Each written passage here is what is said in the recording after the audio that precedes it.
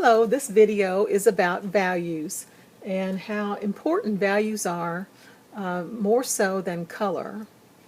On the screen here I have a photo that I've taken of downtown, of a couple of guys walking down the street. The street the sidewalk has some light on it along with the light of the buildings. And before I begin a painting such as this, I'll do a quick sketch. It's really more of a value sketch than it is a color sketch. I did use the colors that I saw, or at least similarly use the colors. But the main thing I do this for is for the values.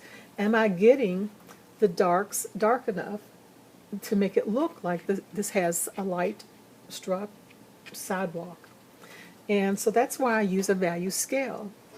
Now how you use a value scale, now this one actually has 11 spots from black to white and 9 in between. Sometimes you'll see a 10. Most of the time it's a 10. Sometimes you'll see one with a 6 value scale. And sometimes people break it down to even 4, a black, white, and a couple mid-range values. And basically all you're trying to do is to check yourself to see where the lightest lights, and line them up to see how light they really are versus how dark they really are. And it helps you to see the range of values in a painting.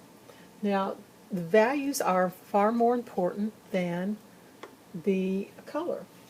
In this next painting here, next sketch, I'll just hold it up there like that. I use the correct colors. I have greens and yellows, and I have some reds in there. So I use the correct colors, but they're all basically the same value. They are stuck at this end down here of range. We don't have any darks in here at all. You really don't have many midtones. They're all stuck here on this lighter end of the range. And so when I tell my students you need to push your values further, what I'm telling them is to widen that range, to include some darks in it, or to include some lights in it. Maybe it's all painted right here in the middle, and it's just very uninteresting. So it's like I said, it's the right colors according to what I've got here, but it's not the right values. So I tell students to push it, and that's what I'm talking about. And I'm talking about the range, the value range, to try to push that so it actually what I call reads correctly. Now, here's another example. I'll put this one here. I've used the correct values, but not the correct color. And actually, this still reads correctly. I can't get it on here. There we go. This still reads correctly. It looks like it's supposed to.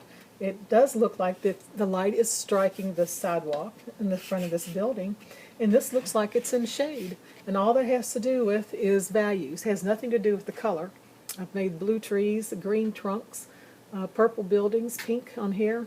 So it's not the correct color, but it is the correct value, and it makes an interesting painting, even done with the wrong colors.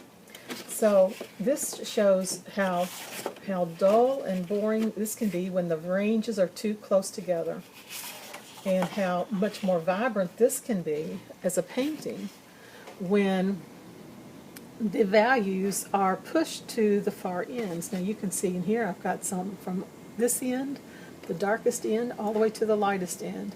And so it's the widest range of values that you can use, and it's a much more dynamic, much more interesting and fun painting than even one done this way with the correct values.